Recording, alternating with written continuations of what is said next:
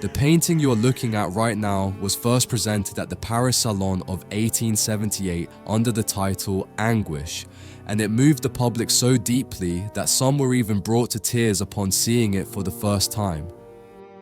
The image is heartbreaking, a distressed sheep bleating, its breath visible in the cold air. The mother sheep stands protectively over the dead body of her lamb, a thin stream of blood running from its mouth onto the white snow. The pair of sheep is surrounded by a flock of black crows that, under a grey and overcast winter sky, wait menacingly around them, looking for the right moment to devour the carcass. What's curious about this painting is that it's not actually about animals, nor is it based on an event the artist witnessed firsthand. It is a metaphor for life itself, something that will undoubtedly make you reflect once you understand the true meaning behind the painting. Very little is known about the life of the artist behind this painting. His name was August Friedrich Albrecht Schenck, and although he was born in Denmark in 1828, he is often mistakenly thought to be German due to the constant shifting of European borders throughout the 19th century. Schenck moved to France, studied at the prestigious École des Beaux-Arts, and by 1857 he was already exhibiting his work at the renowned Paris Salon. His talent was recognized when he was named a Knight of the Legion of Honor. However, despite these achievements, the information that survives about his life is scarce, so scarce that only a few lines summarize his biography on sites like Wikipedia.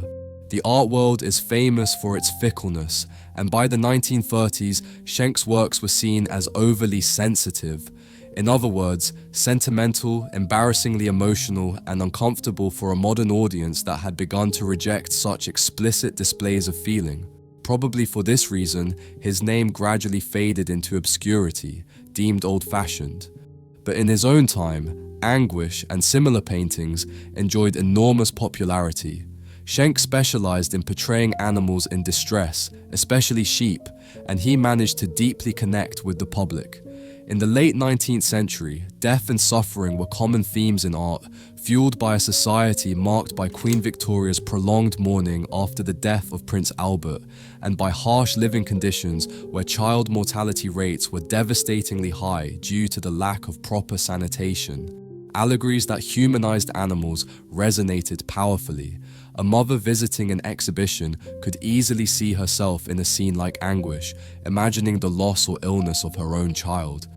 There was also another key factor behind the success of these paintings, the influence of Charles Darwin.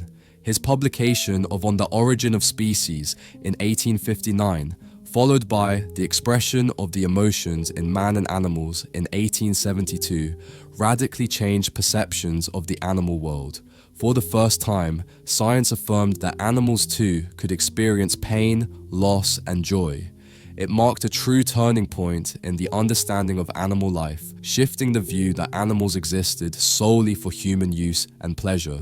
Schenck's artistic career unfolded alongside these revolutionary ideas, and it's easy to imagine how he might have found inspiration in them to infuse his creatures with such deeply human emotions. Of all Schenck's works, Anguish remains the most recognized. It was acquired in 1880 by the National Gallery of Victoria in Melbourne, Australia, and became one of the museum's earliest acquisitions.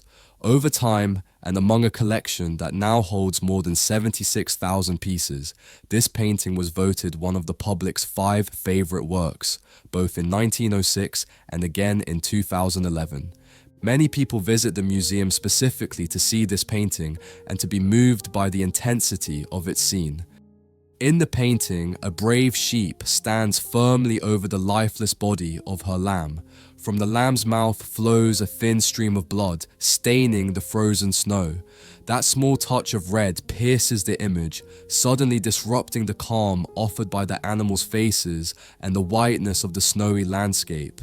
Surrounding them is a mass of black crows gathering menacingly.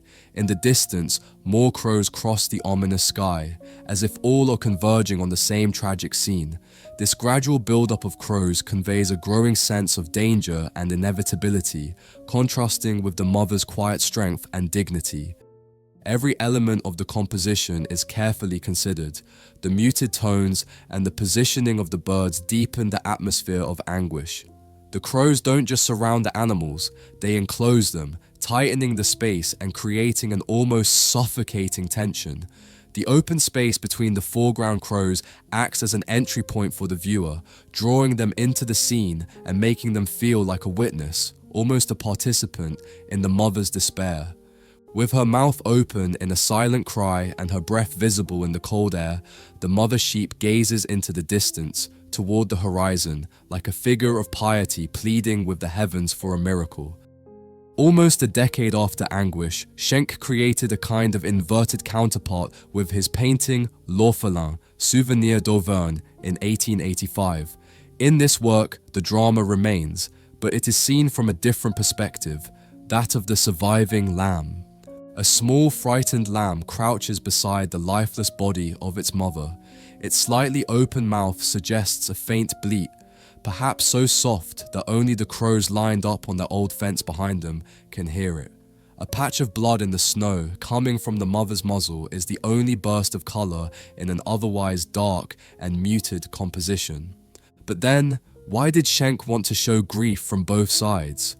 What was he trying to tell us by first painting the mourning of the mother and then the abandonment of the child? Before we try to answer that question, let me remind you that if you'd like to have this painting in your home, now you can, by ordering it directly from our website. I've personally made sure that when you purchase your piece, you'll receive a reproduction as faithful to the original as possible, something you can treasure for a lifetime. Shipping is free worldwide, and by purchasing, you'll be supporting me in continuing to create videos like this one. You'll find a link in the description to browse the catalogue and place your order. Now then, let's continue. Perhaps Schenck wanted to remind us that pain doesn't have just one face. In Anguish, we see the suffering of a mother unable to protect her child. In The Orphan, it's the child who is left alone in an indifferent world. Two opposite scenes, united by a single truth: loss is universal. In an era marked by Queen Victoria's mourning and the growing scientific recognition that animals too feel emotions, Schenck used silent creatures to express what so many people could not say aloud. By humanizing these animals, he showed us that pain knows no species, and perhaps that's why these paintings moved both the public and critics of his time, because at some point in life, we have all been, or will be, the mother or the orphan. I'd love to hear your thoughts on this painting in the comments.